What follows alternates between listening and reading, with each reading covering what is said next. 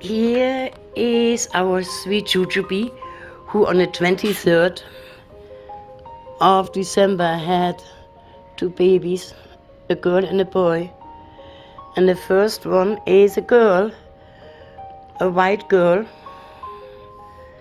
and her name is Queenie. That's a cute letter. She's supposed to have a red band, so let's put a red band on. It's okay, mommy, I'm not gonna hurt you, baby. That's little Queenie. And then we have an itsy tiny baby.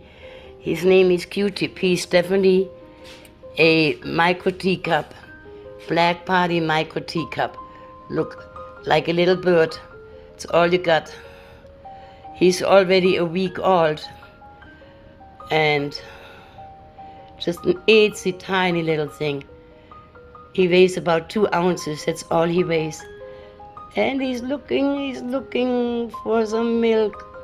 Look, he's trying to nurse on me. Oh, yes, mommy.